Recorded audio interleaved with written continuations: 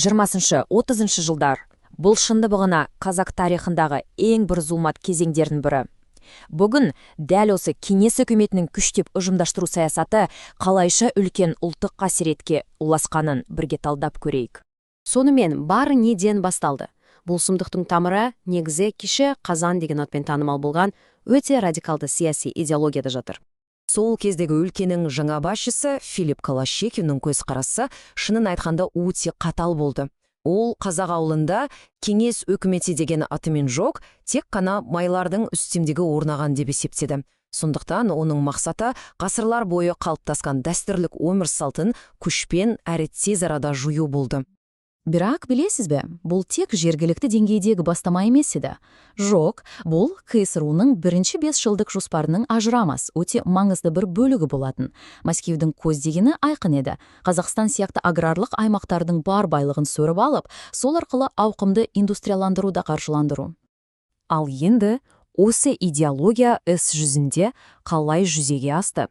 Оны күштеп ұжымдастыру мен тәркелеу мысалдарынан көрейік. Ұжымдастырудың қарқыны расында да таңғаларлықтай жылдам болды.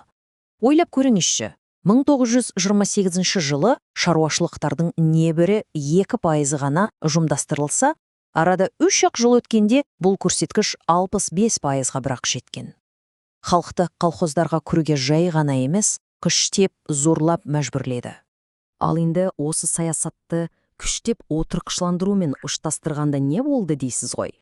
Бұл көшпелі экономиканың іргетасын толығымен қыратып, мал басының апатты деңгейде, яғни жаппай қырылуына әкеліп соқты.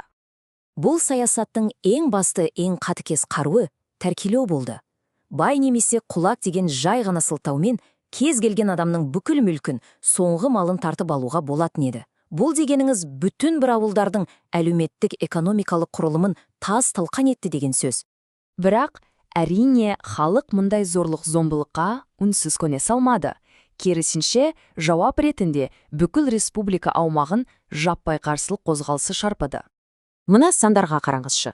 1929-1931 жылдар аралығында ғана 80 мыңға жуық адам қатысқан 370-тен астам көтеріліс болған. Бұл халық наразылығының қаншалықты ауқымды, қаншалықты жаппай болғанының айқын дәлелі. Әсіресе Созақ, Ырғыз, Маңғыстау сияқты аймақтарда ірі көтерілістер бұрқ ете қалды. Халық өз бостандығы мен мүлкін қорғау үшін амалсыздан қару асынды. Мысалы, бір ғана Созақ көтерілісіне 5000-ға жуық адам қатысып, типті Сұлтанбек Шолақовты өздеріне хан деп жариялаған. Ал көтерілісшілердің мақсаты не еді? Олардың ұраны бәрін түсіндіріп тұр. Кеңес өкіметі жойылсын, ерікті еңбек жасасын. Көрдіңіз бе? Бұл нағыз экономикалық тәуелсіздік пен жеке бас бостандығы үшін болған күрес еді.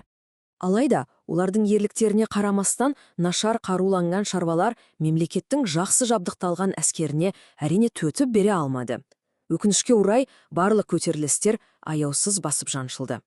Міне осы сәтсіз саясаттың, осы басып жаншылған көтерілістердің салдары ақылға сыймайтын, толығымен қолдан жасалған алапат апатқа, тарихта қалған ұлы ашаршылыққа алып келді. Нәтижесі қандай болды дейсіз бе? Адамзат тарихындағы ең зор шығындардың бірі. Тек ресми деректердің өзі аштық пен індеттен 2,2 миллион адамның көз жұмғанын айтады. Енді елестетіп көріңіз, бұл сол кездегі бүкіл қазақ халқының тең жартысына жуығы, яғни 49% деген сөз. Бұл тарихта бұрын сонды болмаған демографиялық апат еді.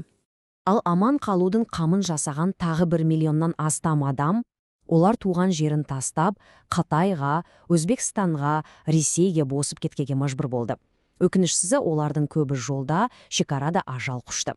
Бұл сұмдық апат күннен күнге күшейген кезде бірнеше батыл қазақ зиялысы қорықпастан биліктің ең жоғарғы сатыларына дабыл қағуға тырысты. Мәселен, Ғабит Мүсірев бастаған зиялылар әйгілі Бесеудің хатында, ал Тұрар Рысқұлов текелі Сталиннің өзіне жолдаған хаттарында. Олар шындықты айту үшін шынымен де бастарын бәйгеге тікті. Рысқұловтың Сталинге жазған хатынан алған мына бір үзінді халықтың қандай шарасыз күйге түскенін анық көрсетеді. Тыңдап көріңіз. Өлі денелерді жеген оқиғаларды да хабарлайды. Міне, бұл апаттың еш боямасыз шынайы бет-бейнесі еді. Сонымен, бұл алапат апаттың салдары қандай болды? Шынын айтсақ, Оның орны толмас зардаптары бүгінгі күнге дейін сезіліп келеді. Салдары өте ауыр, шынымен де орны толмас болды. Халық саны ойран болды. Ғасырлар бойы қалыптасқан көшпелі өмір салты толығымен жойылды. Және ең бастысы, ұрпақтар бойы айтылуға тыйым салынған терең ұлттық жарақат қалды. Біз бүгінгі талдауымызда осы бір сұрақпен аяқтағымыз келеді. Себебі бұл оқиға кез келген саяси идеология адам өмірін аяққа топтап, халыққа күшпен таңылған кезде оның тарихтағы ең қаралы, ең қасіретті беттердің біріне қалай апаратынын үнемі есімізге салып тұратын маңызды сабақ.